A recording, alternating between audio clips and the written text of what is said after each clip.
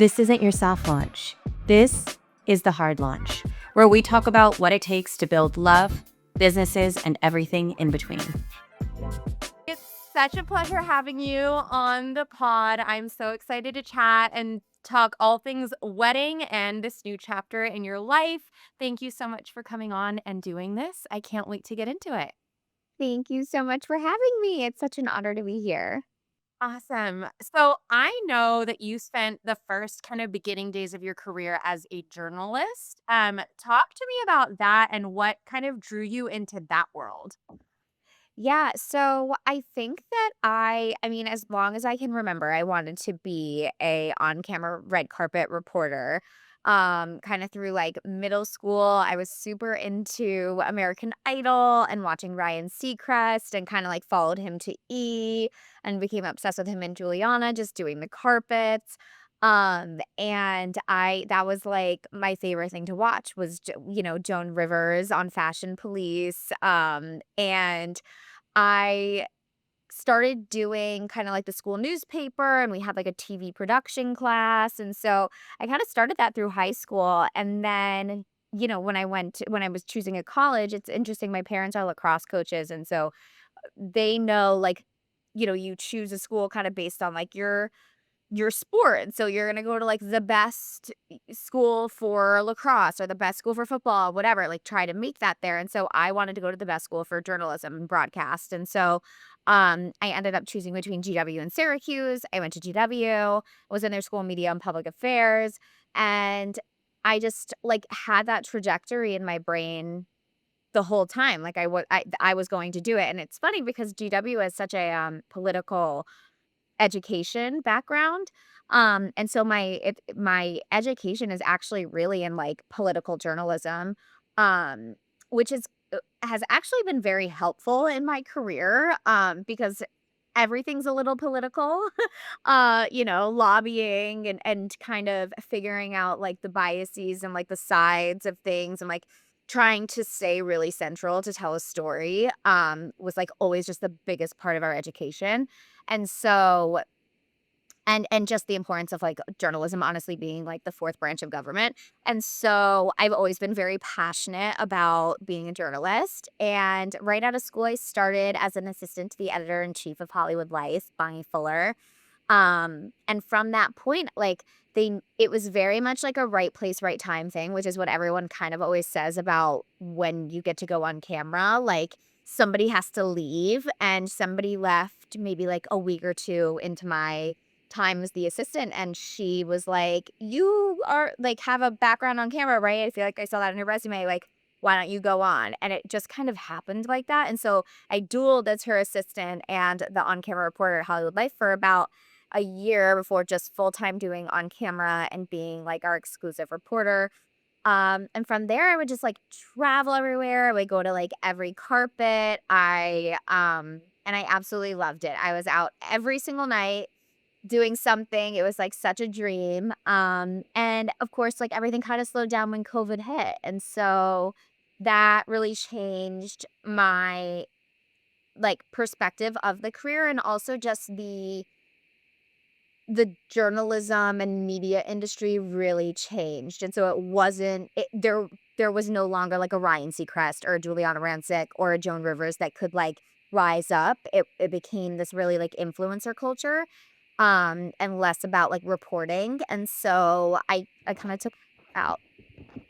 That is such an interesting. I feel like that's the impact that COVID had on so many different industries, but I totally hear you with, like, the right place, right time, right? Like, that's so cool that that happened because I feel like that's, like, it's sort of a mesh of you putting yourself in the right opportunities and then having those opportunities, like, noticing and recognizing them and them happening to you and being, like, in the right spot to, like, get after it, right? And you were, like, right there when that happened. Um, Also, I have to say my connection to Ryan Seacrest and American Idol is that I stood in line and tried to audition for American Idol in San Diego, which not many people know about me. And I literally was the crazy one, like sitting there in a tent overnight with my mom because my dream was to be a singer. And I auditioned in a massive ballpark field of some secret in San Diego Anyways, I was a dream my dream was to be on American Idol. Yours was from the other side, but, it Well, all I think I, like, wanted to be a singer, honestly, and I'm, like, not, like, the best singer, but I think I wanted to be a singer, and I was like, "Well, if I can't be a singer, then I'm gonna interview them." That was, like, really where the OG, like, mindset came from. I love that. Oh my gosh, same origin story, but I instead spent my night sleeping on the floor in a tent in some San Diego ballpark to try to audition. That's amazing. What skills from, like, journalism and from that phase of your life do you feel that you've taken with you as you've become this entrepreneur and kind of entering into the next phases of your kind of professional career? Like, what have you kind of taken from that? And what do you, I know you mentioned storytelling, but what else was there really that you've kind of been able to kind of thread through the other parts of your career? Yeah, I think that the relationship building was huge and is huge in what I brought with me from the kind of red carpet days because Hollywood Life wasn't a very well-known outlet, and it took a lot of and what they were honestly known for was being very gossipy prior to me getting there, and you know, when I said, like, things were a little political, like, publicists would be like, "No, we're not talking to Hollywood Life on a red carpet," because they had reported something bad about their client however long prior. So I would have to kind of lobby and like relationship build and make some promises and like show them that I really just wanted to talk to their client about their project, their art. I didn't care about anything personal and like create trust. And so building those relationships, now I some of those publicists are still close friends, and have helped, within this second launch of my career, and, like, I still am in contact with them and still, have friendships with them, and they still even try to offer me their clients. I'm like, "I'm not doing" if they're talking about weddings, I'll talk to them, but, like, I don't really need, to interview anybody right now about their movie coming out. I can't offer you anything. But that's kind of where that background really helped me in this next phase of my career. And of course, the social media aspect of things is just always being able to be front facing, talk to a camera, is really important. Yeah, I feel like that's a huge deal now because you can't really be an entrepreneur without that, like branding and personal branding and being able to be in front of a camera. I had a friend say that she like wants to build and start something but doesn't want to be front facing or like in the kind of on camera, and I was like, I don't know how that's going to work in today's day and age because you just have to be. That's such a skill that you have to kind of fine tune. What was the moment that you felt you were ready to kinda move away from that and into this next phase? And, like, what was the, like, pivotal thing that kind of made you launch into the next phase of your career? Yeah. So I think so Hollywood Life sold to another company in summer 2022. Um and I did not like the direction that the business was going. I also felt like the media industry had changed a lot, and I had been wanting to take a next step for a long time, but it's hard when you don't have like I never got an agent. I never wanted to move to LA. I wanted to be in New York, and I had started dating somebody. I got engaged, and so when Hollywood Life sold, I made a little deal with them and was like, "I will leave if you give me a nice package, and, like, we'll cut ties here because I just didn't wanna move forward with them." And so I did that, so it was a nice clean break, and I started having more conversations just about next steps in the industry. Do I get an agent? Do I go totally on my own on Instagram? Like, that's what everyone was doing at this point. That's People weren't hiring journalists, they were hiring creators.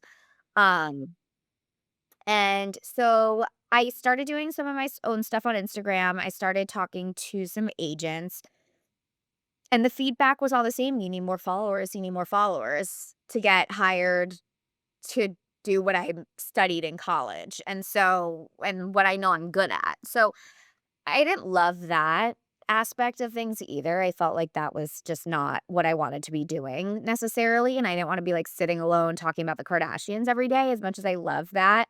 I felt like I needed a little bit more, like, brain stimulation, and at the same time, the world was kinda, like, returning to normal. I was planning my wedding.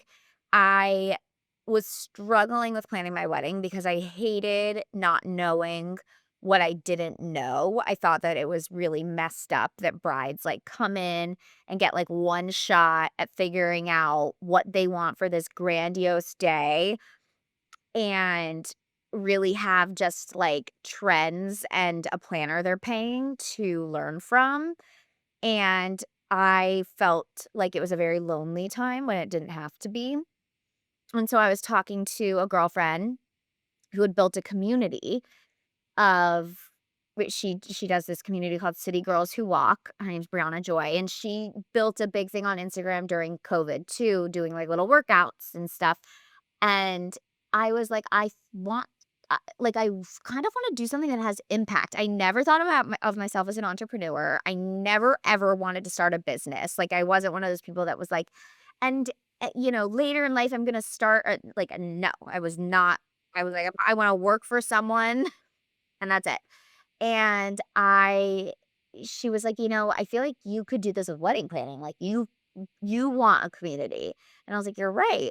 And so I kind of like took the idea and ran. Like I didn't look back. Texted a girlfriend who has built businesses and built communities. I said, meet with me tomorrow. I need to like put this pen to paper. And we built it out. And we called it What Do I Do? And I originally thought that What Do I Do was going to be a, like, vendor bride connecting point where, like, we had really vetted amazing vendors that don't screw you over to, like, put in front of brides to kind of be able to ask the questions that you have without feeling like you are being, charged for the time or anything like that. And s I w that was, like, the original basis of it, and then as I planned events and as I built it, I actually was like, these brides are going to show me what they need, and what they really wanted was community, like, yes, they have a million questions, and yes, it's good to have, like, vendors around to answer those questions, but, like, they could ask brides those questions, fellow brides those questions and then get all those answers from them too. "Oh, this is what I'm doing. This is what I'm doing. Here's a link to this. Here's a link to that." And they wanted the workout classes, like, they wanted to just, like, be in their influencer era, and that's what I saw, and I learned it my first big public community event because I was freaking out about the gift bags because 'cause I've been to a bajillion events. They give me a bajillion gifts in one bag, like AirPods and Ray-Bans and Le Creuset and all this, and I was like, "Oh my gosh, my gift bag, like, doesn't have that much stuff for them. It's, you know, like, these few beauty products and blah, blah," and they were like, I got a gift bag. Like, they've never gotten a free thing. These are, like, lawyers and accountants and, like, finance girlies, like, coming from their 9 to 5s to an event where they get free drinks and free embroidery and, like, get to mingle with other brides and, like, shop, and then they get a gift bag. They're like, "I've never been to something like this in my entire life for free," And so that was kind of the start of it, and that's how I started What Do I Do Brides, and it's also um, kind of how I made that switch. And I still like have my foot in the door in the pop culture space. I still love it. I still work with Meta on a lot of fun kind of like activations and things. But I've really it's been fun diversifying my content and like I like helping people and I didn't like that people were following me because they wanted the news updates. I wanted people to follow me because of me, and so I think it's been really way more rewarding than I ever thought it would be. That is so cool, and I feel like that's really at the heart of every entrepreneur, or should be. Maybe not all, but should be at the heart of every Yeah. entrepreneur, just wanting to help people and, like, people seeing something in you that's inspirational or aspirational and finding value in that and, like, finding their own way from, like, kind of your you leading it and showing them your learnings, right? I think that's amazing. How did you approach building community in those early days, like those first few events? Because community is not easy to build, and we've seen a lot of brands do it well, but we've seen a lot not do it so well, right? Because it's not an easy thing to do, especially in the early days before there's sort of like brand awareness or credibility or like that big following. So how did you go about kind of approaching it intentionally, especially in the early days, and um, building out that initial early following or community for What Do I Do Brides? Yeah, I think that because I was already engaged and because I was already posting about my wedding, I had like a nice basis of brides to be following me about, I started to push my content that way. So that was definitely a big thing. But when it came to just the business itself, the first thing I did was host an event with like tastemakers in the wedding industry. So this was really interesting because I didn't know anybody in the wedding industry. Especially in New York City. I was getting married in Nashville, so it wasn't like I was using New York vendors and just like pulled on them. I did, and I've said this on a podcast before. My friend Alex, the one that I called the day after I had the idea of What Do I Do, she was like, "The best thing to do is just DM people." And I was like, "No way. No way someone's just answering my DM, especially if they have a million followers. Like, I don't believe you." And she was like, "It's the best form of communication. Like, no one emails, no one really even texts anymore. Like, a DM goes a long way." And so I started DMing people in the industry, just being like, "Hey, I had this idea and I want to pull together a group of, tastemakers in the industry to talk about it and like why it's needed at this dinner party I'm going to throw. Do you want to come?" And everybody answered. And also, a majority of people were like, "Yeah, how can I help?"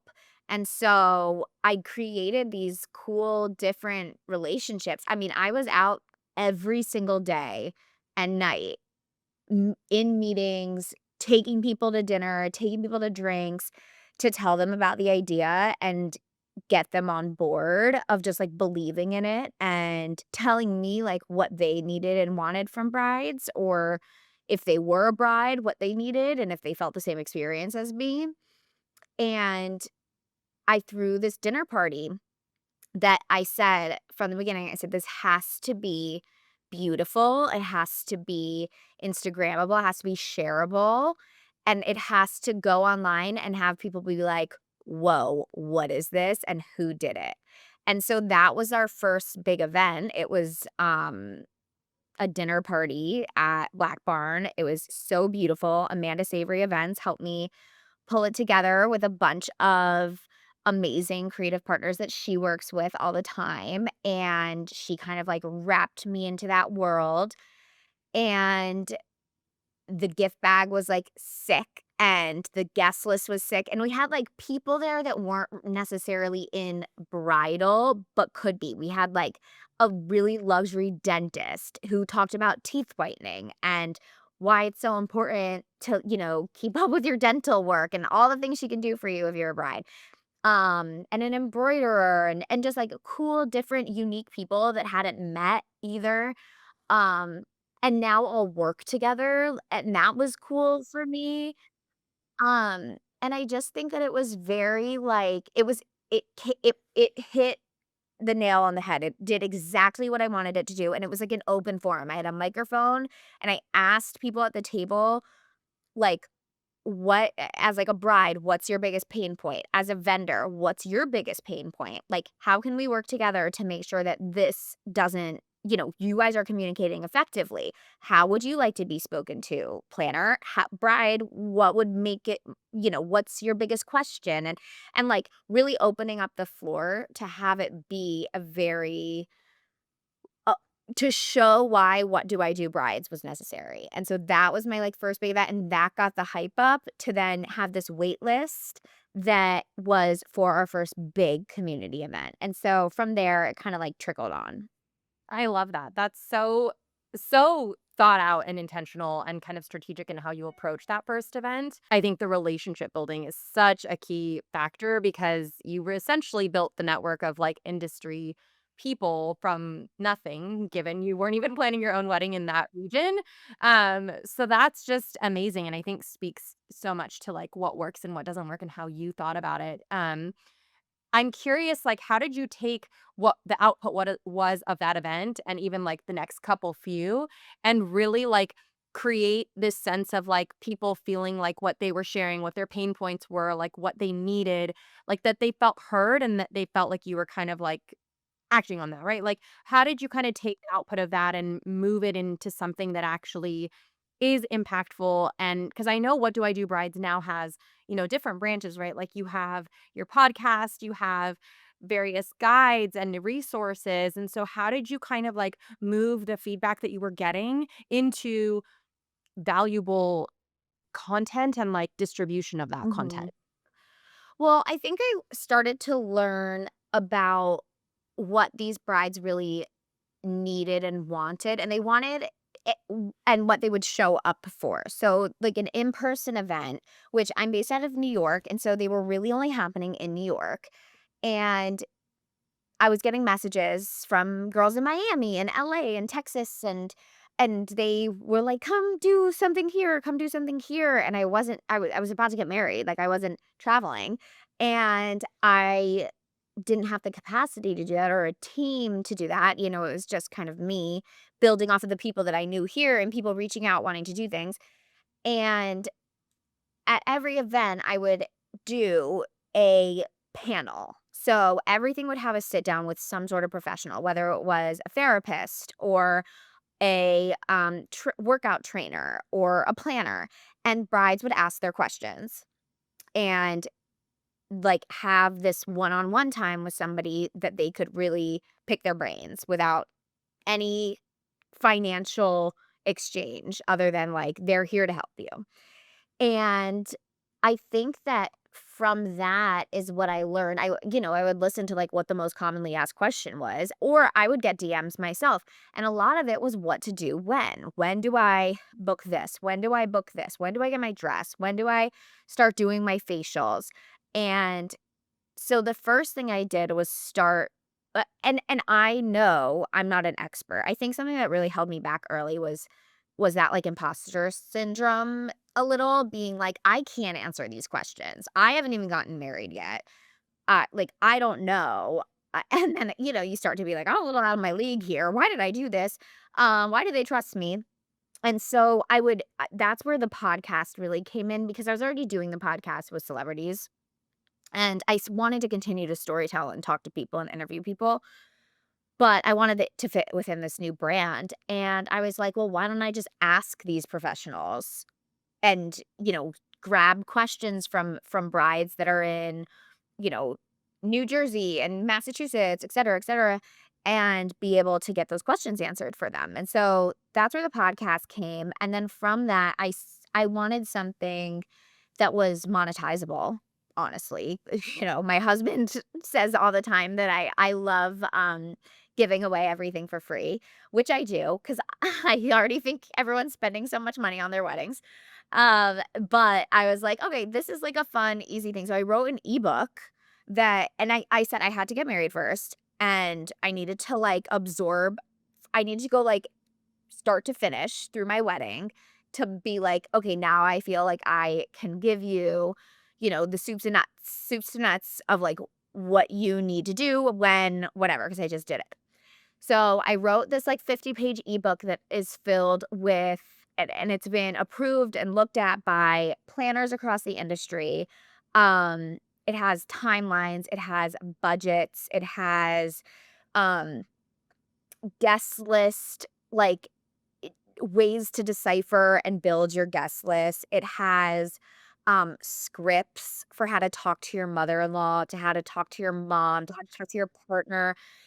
It does what your planner it can't do and won't do because you haven't hired them yet, to be totally honest. Like, this is for the bride that, like, day 1 of her engagement or their engagement is like, I don't know what to do. My dad, it told me this is my budget, and then they said I have to get married here and because this is, like, what happened to me, and I have no idea what I wanna do, and, like, I need something to look at, right?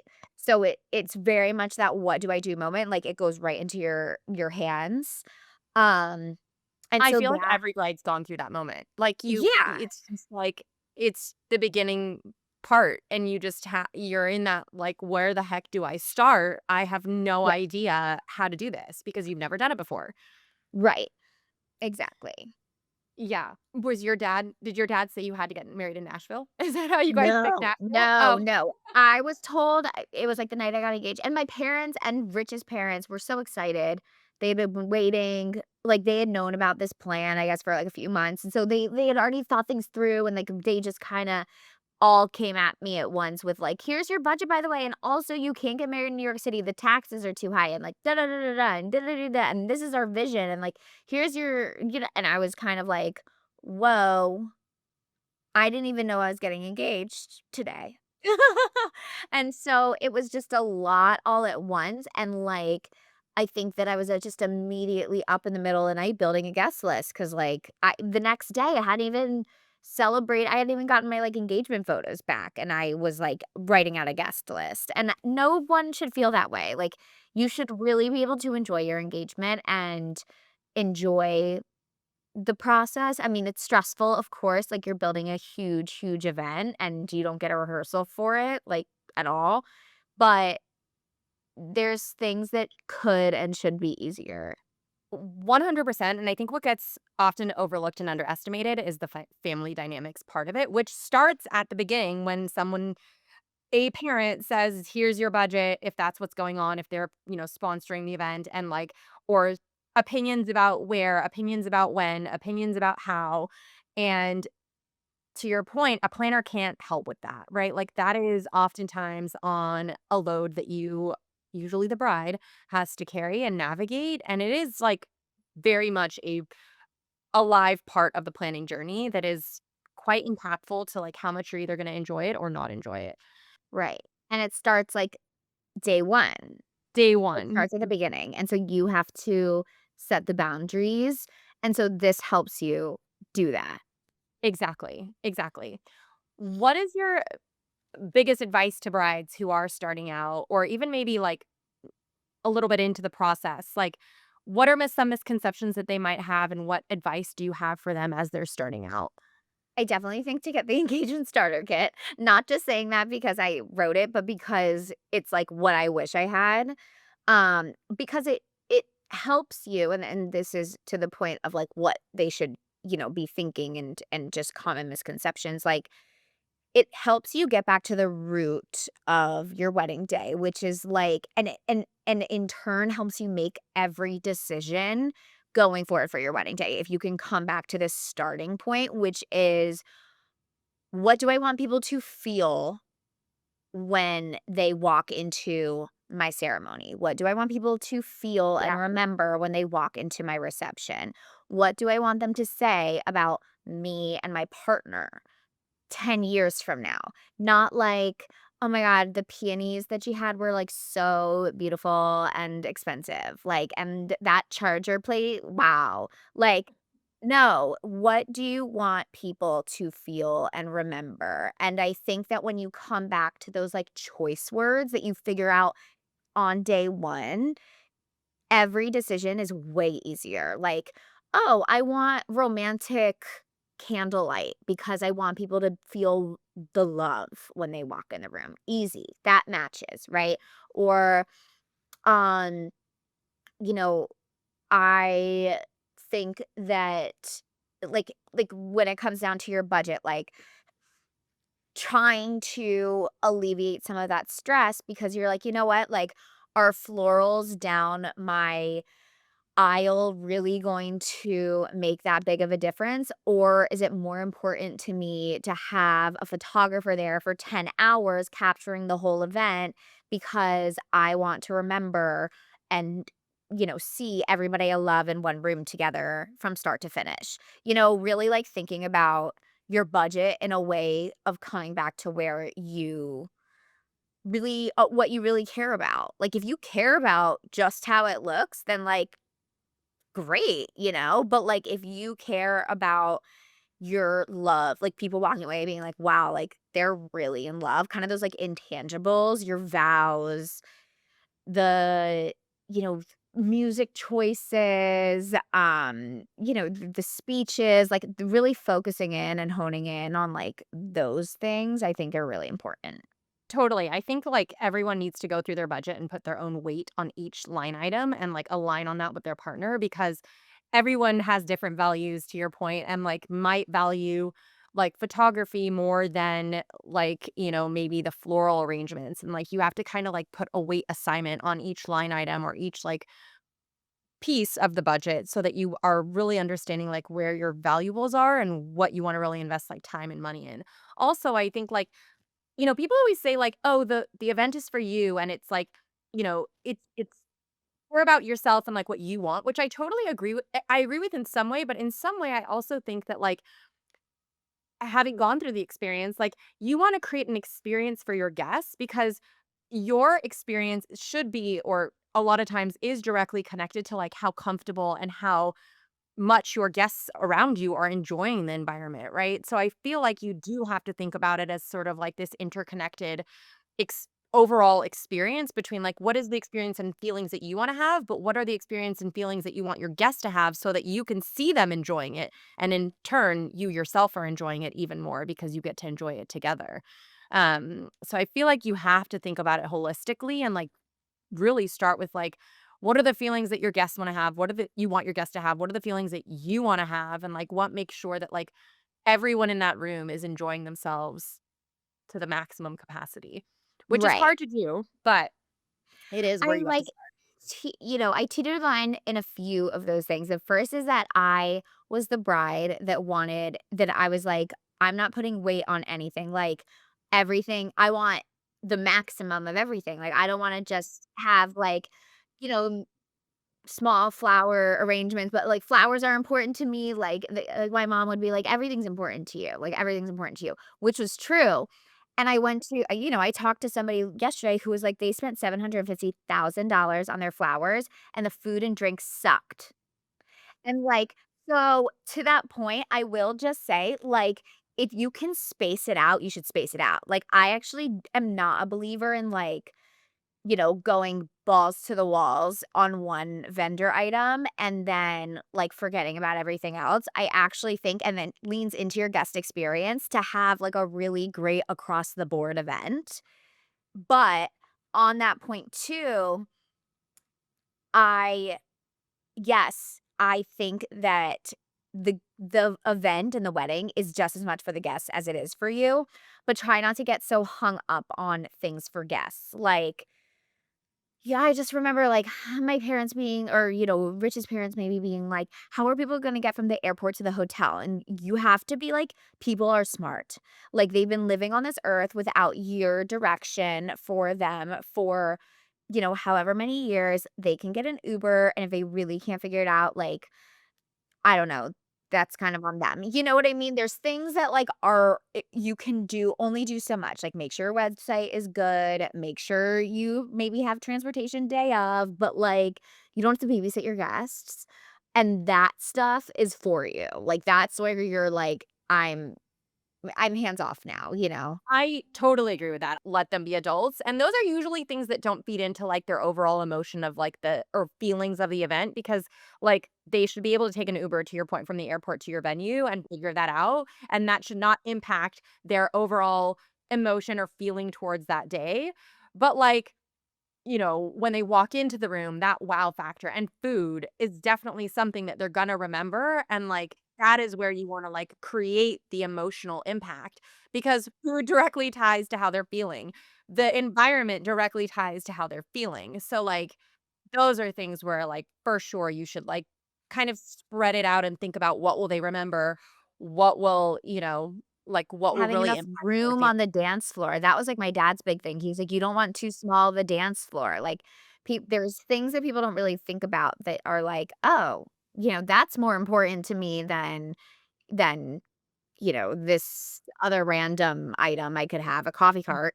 100%. Having the room feel too empty or too crowded, right? Like if the room is not the right size for the guest count or who's Yeah. showing up. I mean, all the things, those things directly impact how people feel in that environment and in that space. And I think you have to start there and think about that. What do you think it was about sort of like your bridal community and kind of like what you were building and what you've created that really like stuck with brides, right? Like, was it that feeling that they have people to lean on? Was it sort of the resources that you were providing? Like, what do you feel made it really sticky and kind of stand out in a time when, maybe there were, other people creating communities or like other resources that they could have kind of leaned on? What do you feel like was something that was really differentiating and like really made it sticky for What Do I Do brides? I think that it was by a bride for a bride. Like, I knew exactly what they were feeling. I knew exactly what they were going through. I was going through it with them or just went through it. And they wanted almost, I call it like a bridal big sister. And so I would have like recent brides who got married, like be in there too, and they could ask questions. And it was that like personal connection of, excuse me, of them not feeling alone. I do think it can be a really lonely time, like, your partner doesn't get it, and your friends, if one's also engaged in getting married, like, they might be doing their own thing, it might be a little uncomfortable talking to them about your own wedding because they're stressed with theirs. If you don't have a sister, you don't know. People get over it. You don't wanna bother your friends and your people with your wedding stuff because there's quote unquote "more important things going on in the world." Like, so it just kind of gave people this peace of mind of like, "Whew, I can sit here and talk all day to these fellow brides about like, oh, what's your mother-in-law saying to you?" And they're like, "Oh, I said this and blah, blah, blah." And oh, yes. And like, "Oh, I'm getting married at the Fajina next year in Miami too. Like, who are you using and who are your vendors?" And, kind of it just created, I mean, at the like basis of it, like a community. And now we have this big group chat, and that has been amazing for them to pop in and say, "Hey, like, what's everyone buying for Black Friday?" And then they all like chime in, like, "Oh, it's a great time to do this." And I can chime in too, but sometimes I don't even have to. At first I think I made myself the expert, and now I actually don't have to be. Like, they talk to each other, and send each other things. And so I just kind of oversee.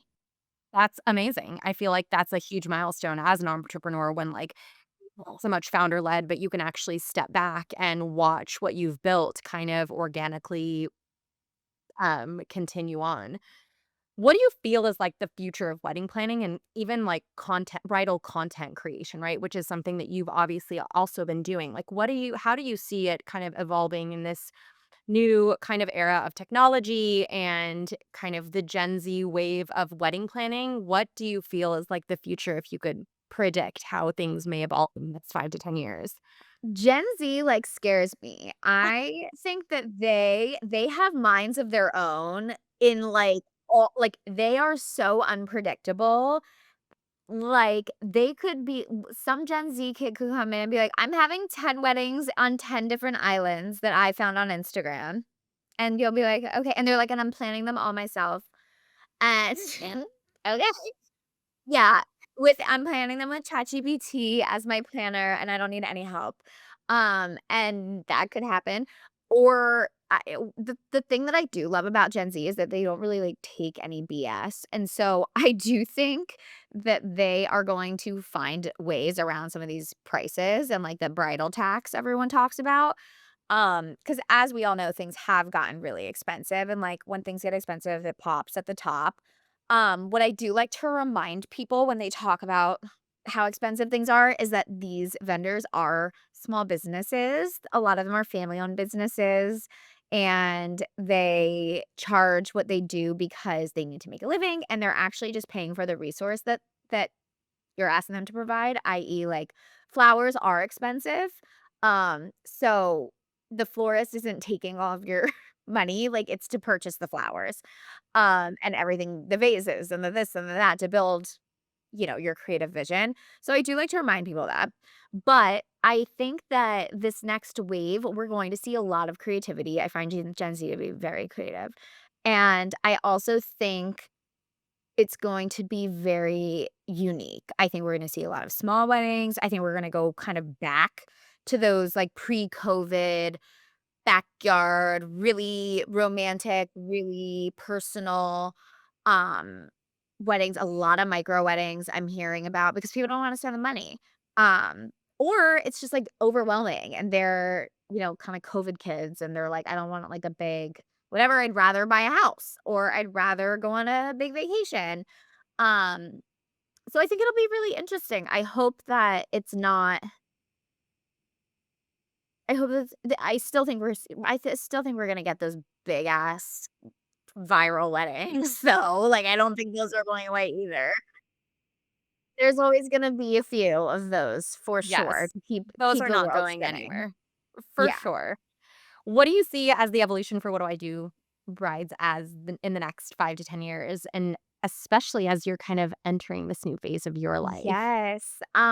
So I think what do I do? I've really enjoyed kind of separating myself from the brand in not a way of like me not being, the face of the brand and like talking about weddings and things like that, but in letting these brides really because what do I do brides is for every bride. It's not for me and my experience and sharing it with everyone. It's for all of them that want to know where they should go on their honeymoon or you know, they're just feeling really stressed and down and want some guidance on what they should be doing next. Like, and so by taking almost like the person out of it a little bit, like I'm always there and I'm always like around, but making it a brand instead of just like Allie's thing is kind of been cool for me to do and really make it like a business where it's sharing information, not just my wedding photos or something, you know what I mean?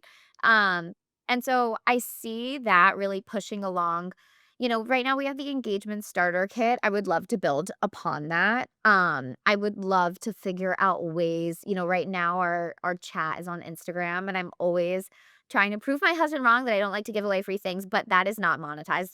But I don't want it to be because I don't think that brides should have to pay for more. But what I do think would be fun is to do something with the vendors by putting them in front of the brides and being that connector and kind of liaison. What's been fun for me too is that I have gotten into some planning because what's happened is when I've planned these events, the brides then come to me and are like, "Can you plan my shower? Can you plan this? Can you bring your people here?" And so while I say I will never plan a wedding, and I won't unless it is a micro wedding, and I want my weekend, so I'm not a wedding planner. I love doing showers. I love doing little luncheons, little, you know, um, when girls do like a bridesmaid proposal, tablescaping and like bringing in the ideas for that. I love. I have like almost bridal, like, concierge service where they can book with me instead of getting, like, a full-time planner. I will go one-on-one with them and kind of talk through things, and they can continue to book with me, as an option too. So, it's fun to, like, work with brides one-on-one and kind of help talk through their different scenarios, whether it's, like, helping choose a venue, which is annoying and terrible, build a guest list, figure out what they really want and their aesthetic, um, fill in some fun decor, help with their bachelorette. So there's like so many different kind of facets to things. And yes, I'm pregnant. And so I'm figuring out that next step of the business. If I want what do I do to really thrive though. And so I don't want to take away from that because it's being built. We're still in a building era, and I'm still figuring out how to expand it through different cities, not just having New York events. Like, if I'm able to get some bridal ambassadors, I've been working on that in the city, especially, when I give birth, like, having some of my brides be the ones running these events and, like, hosting and co-hosting and bringing people together. So if I can get that in other cities, that would be the dream because I want brides to be able to bring like their own together and do that, and they can. And so that's kind of what I envision. Moms and motherhood feels very similar, honestly, of like being thrown into something that you don't know anything about. Like you think you know, and then once you're in it, you don't, similar to weddings. So maybe there's something there, but there are a lot of resources for moms that I have found and I do enjoy following. Yeah, it is definitely there are a lot of similarities. I feel like even building a business is very similar to going through a wedding planning process and having a baby. So like all these big kind of things are something you like push out into the world and you just are like building it, right? And those three things, there's so many parallels with that across the three of them. But I love that future for What Do I Do Brides. And I think like, first of all, congratulations on the pregnancy and this new era becoming a mom. And I think you're gonna find that there's again, like there's just so many parallels to like building businesses, having babies, planning a wedding, and even just like entering that chapter. Like there's just so many things that you can kind of pull through from what you've learned in the experiences that you've already had. But there are a lot of resources for moms, although there's still a lot of opportunities for better resources and more organized resources and aggregated resources. Having gone through motherhood, like being in motherhood and having gone through kind of having two kids, like there are resources, but there's always room for better ones. I feel like there's just so much that people need and need help with that there's never a shortage of like what you could build and create in this new stage. How are you navigating or thinking about navigating building a brand while entering this Mm, chapter. motherhood era? It's funny when I first started What Do I Do Brides, I was like, if I don't do anything today, nothing's gonna get done for my business. Like, you're the one in charge. So, like, if you're not doing anything, nothing's happening. If you're doing things, then it's building. And so that's a scary thought. What I love about running my own business is that it really can be when I want to do it, I can do it. And that's what's great about the ebook being such like a constant source of promotion and like that What Do I Do Rise is never going to go away. That's what I love about the chat because they're chatting in there. Like they don't really need me. I will answer and I always do. And I'm constantly on my phone and I don't think that that will stop once I have a child. Well, it should slightly. Um, but it's funny, like I was on the phone the other day, we were planning an event with Bring Concierge and Little White Looks, and they were like, all right, let's look at the second week of February. Anyone have any big plans? And I was like, I'm giving birth, but like that's okay. And they were like, "Wait, what? Hold on, I write your" and I was like, "No, but, like, I'll send" like, just because I'm not there doesn't mean that What Do I Do Brides isn't present, which is the best part about the brand, I really think, like, it's again, that's why it was such a great pivot because I can send a 2026 bride to be influencer to represent What Do I Do Brides, and I can send a tarot card reader, say sponsored by What Do I Do you know what I mean? I don't need to be there. Um, even though I wanna be there and I love being present for events, like, it doesn't I feel like it's a great opportunity, honestly, to, like, open it up to this ambassador program, kind of like the brand Parallel, the, like, little, um sorry, my dog. Parallel is like the little vitamin packs, and they have this thing called the P pack, and they like offer. They're like, okay, who in the in our P pack that's like all over the country wants to throw a mood board event for their local community in December? Here's the $500 budget. Like, go have fun. And so I think that having something like that and offering brides, I mean, not like they want to plan something else, but E for me, it would be a planned event where I have somebody. Totally, just show up and represent, and you have the flexibility of going or not going. Exactly. I mean, I totally get it, like, it's possible I think, like, until you're in it, it's hard to understand how the juggle or the balance happens, not that there's ever truly a balance, but, I mean, I was building Gia while having 2 kids, and it is difficult by, like, no short like, for sure it's difficult, there's no arguing that, but it fuels your fire in a different way, and I feel like when you have when you're going through that chapter and that phase of life, if you have an outlet of building something else, it's actually quite beneficial for you and your mentality and kind of finding your way back to yourself. That's at least the experience that I've had. And I've always said, like, I don't know, I don't want to pause when I'm building my family. I want to actually show my kids what it means to build while I'm building my family, and that I don't have to choose, and that I can do both, even though there are such hard days. But it fuels my fire, and I get to have them watch that. So it's I'm excited for you that you're kind of getting to do both at the same time. Yes, I know, exactly, and I do think that it's going to be a balance and a challenge and also something that is going to be a learning curve, just like anything when it comes to motherhood, I think. And truly, like you said, you don't really know until they're here. Like, probably with your second, you can, like, guess, but with the first, you just don't know anything. Two quick rapid fire questions and then we'll wrap things up. What advice do you have for founders? I know we talked about brides, but what advice do you have for entrepreneurs and founders who are looking to kind of reinvent themselves, maybe pivot in their careers, given you've done pivots several Yeah. times now?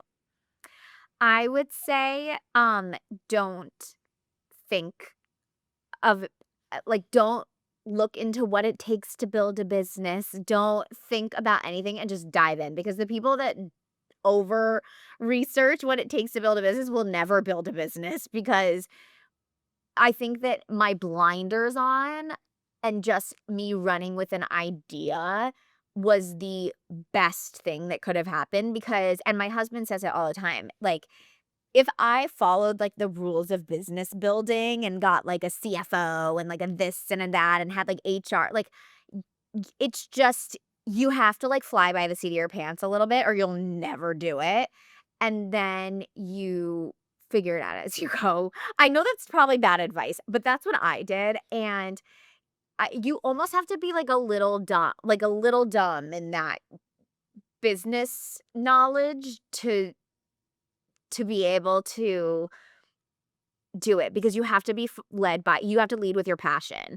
You can't lead with I think that to start a business, you can't lead with a business brain, because and strategy, because you're never going to figure out what your consumer actually needs if you're just like strategy, can't pivot, can't, you know, no, this is the idea. I don't care what they want. Like, I'm sticking with this, because sometimes your ideal, it doesn't work and they tell you that they need something else. And you're like, oh, I can do that too.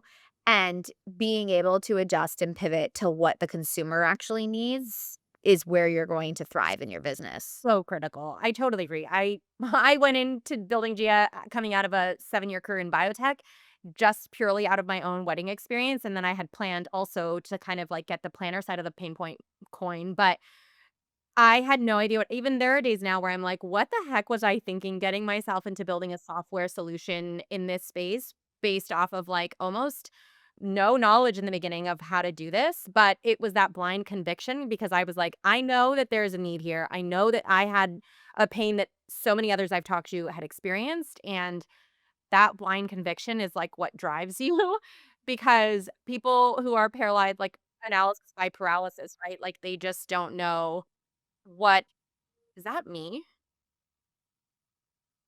I think that is. What is going on? Okay. Um, that like analysis by paralysis is what stops you because you know too much and you're like, there's no way I'm going to climb up this mountain. So couldn't agree more. Okay. Last question. What has all of this taught you? Oh my God. I'm so sorry. Um, what has this whole kind of chapter taught you? And when I say chapter, I mean kind of moving through this like bridal era of your career into like now this motherhood era and kind of pivoting through all of that and what has all of that kind of taught you about yourself and what you're maybe something that was like surprising that you didn't know that you could even do or handle. I think it's really challenged my focus and my ability to stay on course with the task at hand when there's so many other things that I also have to do and there's only so many hours in the day.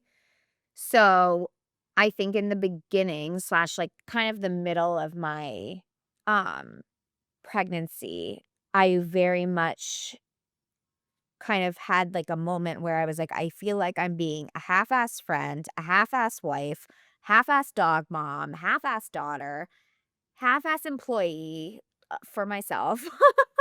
um, and I'm just living life like half-ass because I'm like a half-ass mom, at this point, and I just don't feel like I'm doing anything to my full potential. And I had to really step back and be like, okay, I'm building a baby every single day. Like I'm building brains, I'm building ligaments and joints and nails and all of these crazy things. That's really important. Um I so that kind of takes my focus right now. So it was a pivot on focus and like letting myself and my body do that. Um and being like, "Okay, like, if not everything gets done today, that's okay." And really scheduling out my time and allowing myself to, like, rely on other softwares to help me. So, I like, doing social media was really important to me for What Do I Do Brides. Like, I wanted to have my hand on every single thing that was going up and live, make sure it was in my voice and was sending the brand's message across. And I was like, "You know what? I can't keep creating 7 days of content and reels and posting them and making these captions and all of this stuff. And then filming the podcast and making clips from those and editing them and doing it all by myself. Like I just can't keep doing things by myself. So I think that I hired a producer and that has been so I like tape my podcast, excuse me. I tape my podcast and I send it to her and I'm done. And she cuts my clips and she makes the intros and she does all of that for me. Amazing. So I like, kind of started to hand off. I got one of those, it's called like My Social Templates or something. She is like an amazing creator and she creates for businesses like templates, monthly templates for and ideas. And so I've just utilized these different and unique templates. It's helped the content a lot because I'm not like in a brain funk being like, what do I do next? How do I sell this engagement starter kit? 'Cause I'm not great at selling things. So I, really leaned into that. And I still build it. I still have a hand in it. I schedule the content now. I think it's some of it's honestly just like entrepreneurial learning and growing and being like, okay, if I'm not going to hire somebody to do this, like what's a way that I can make my life a little bit easier that the business doesn't need me so much and need my hands and time. And so that's where the chat really came in handy, where these brides are just talking to each other. And I don't need to be like creating conversation topics or like managing it. I can just be in there and like be part of the conversation. Um, the events, I gave myself grace with the events, doing them once a month instead of once every 2 weeks. I mean, that was crazy. Um, That is a yeah. lot. And were those events all for What Do I Do? Like all the events you were doing? Most of them. Oh my Yeah. gosh. That's Yeah. amazing. Unless I was like hired to plan an event. Um, and just really prioritizing things right now, especially that like make money for my family. I think that that was like a big push of mine too, and really leaning into like learning about motherhood and building a community for myself too in this next era. Um, and bringing my followers along with that with me because a lot of them are on that journey too. I think that's such good points. And it is part of like the learning and growing of being an entrepreneur. I mean, I'm a first time founder, right? And like learning how to create systems that create efficiencies for you as a solo founder and leaning on those systems and tools and resources that just speed up your processes. Like I just did an audit on like what systems are we using? What else is out there that we can use to like move us along faster? Because I mean, as founders, I'm sure you've had this experience, like you mentioned, right? Like we're doing the job of usually like 5 people, which are full time roles, and all of that is on you. And like nowadays, luckily, we live in an era where there are so many AI tools and different types of resources and tools that you can just find from other founders or other people more easily. So, um, I That think know like better than you. That that was know my better thing, than you. Yes. like, I'm doing an event next week for a, brand called Horatio, and they are an HR, like, customer service for small businesses to hire them to be their customer service HR branch. And, like, it's brilliant because they I'm a small bit I'm not gonna also be my HR, I'm not gonna be my customer service. What if someone can't get their ebook downloaded and blah, blah, blah, blah, blah, and what am I supposed to do? And I don't know, and you have Horatio there out of the Dominican Republic, figuring it out for you. It's Figuring it brilliant. out for you. Absolutely. I think it's so important. I mean, I call on other founder friends and I'm like, "What are you doing? What tools are you using? What, like, systems do you have in place? Like, how are you doing this? How are you doing that?" Because they have either maybe done it before, maybe they're a second time founder or whatever, but, like, they're maybe a little ahead of me or they just know a little bit better than I do in, like, certain areas, and so I think, like, having the ability to be open-minded to that and always kinda keeping your feelers out for, like, what else can you be doing to create efficiencies is so important in this journey. Um, well, I am so glad that we got to do this. Thank you so much for coming on, and it was such a pleasure connecting, talking, chatting, all things bridal era, motherhood era, all the things.